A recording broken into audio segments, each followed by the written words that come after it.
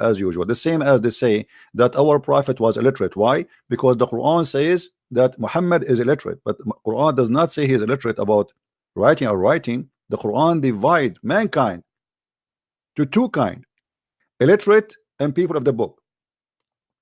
Whoever have a book, he is not illiterate, and whoever don't have a book is illiterate.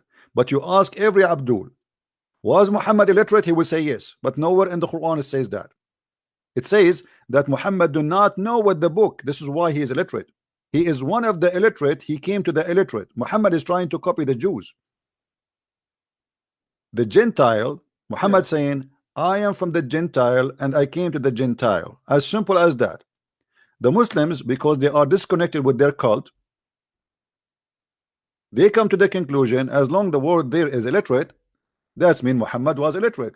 But if you go in the Quran, you will see what illiterate mean. The Quran make it clear actually. But how you can explain to a donkey that he cannot be a horse? وَمِنْهُمُ أُمِّيُّونَ لَا يَعْلَمُونَ الْكِتَابِ إِلَّا أَمَانِي. Chapter 2 verse number 78.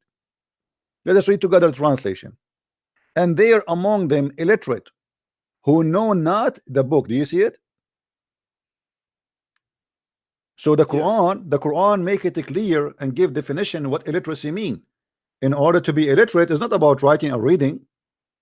It's about not being a person who knows the book. So the Quran described Muhammad as illiterate, and then every donkey in the world he come to us and he says to us, the Quran says that Muhammad was illiterate. Yes, he is illiterate. He is illiterate about God. He is illiterate about the book. He is illiterate about religion. This is why he keep making poo-poo. Correct. Huh? The book means the Injil, which is the gospel. It doesn't matter here. Here it's about knowing the book, which means the book of God. You see, like now when we say in English, when we say the word Bible, we do not mean a certain book. We mean because the Bible is the book of books. All right. So yes, as long you are a person who have a book, which means God he sent you a messenger, you are from the people of the book. And the Quran give us definition. Who are they, the people of the book? Those who they are either the Christians or the Jews. Why the Christians called the people of the book and the Jews? Does that mean every Christian in the time of Muhammad knows how to write, how to read? No, there's no way. But because they have a book, they are not illiterate. So illiteracy is about God. But those people here, you know, the Muslims, they don't want to understand, and the Quran confirmed that many times. Keep saying that what illiterate mean. But how you can read with me here, chapter 3 verse 20. Read with me. It says, so if they dispute with thee, I say, surrender my whole self to Allah, and so have those who follow me, and say to the people of the book and those who they are illiterate. Do you see it? So the Quran repeating the same thing. There's people of the book and there's people illiterate. Illiterate about what? About the book. About the book. Okay. And then you speak to a Muslim, he says to you, Muhammad was illiterate. Where in the Quran it says that? It says he's illiterate about the book, not about not right how to read. I never thought of it that way. My friend, when you do not know the language, you miss a lot of secrets. Right? That's why I say if you want to be like, I cannot say I am a scholar in the Bible, because in order to be a scholar I have to know Hebrew, Aramaic, and the Syriac language, because the Bible is written in those languages.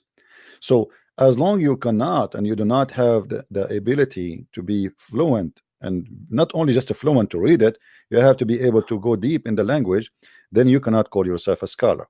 So when we speak about Islam, in order to understand Islam and the stupidity of Islam, it's a big deal to know languages, because languages can open doors for us. Yes. If you go as an example here, different verse. Chapter 3 verse number 75.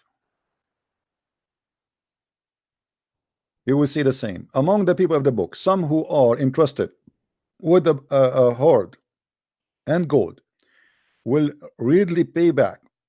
Those who are, or if entrusted of a single silver coin, will not repay it is unless constantly stood set, demanding, because they say, there is no call on us to keep faith with those ignorant And look here, the translator, he put between words, two words, pagans. Do you see it?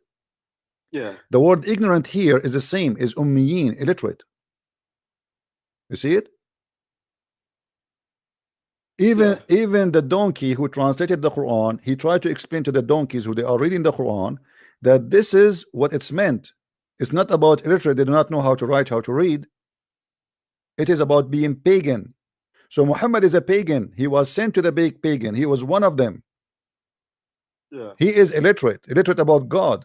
And here is going to be the question: how somebody is illiterate about God can teach us about God?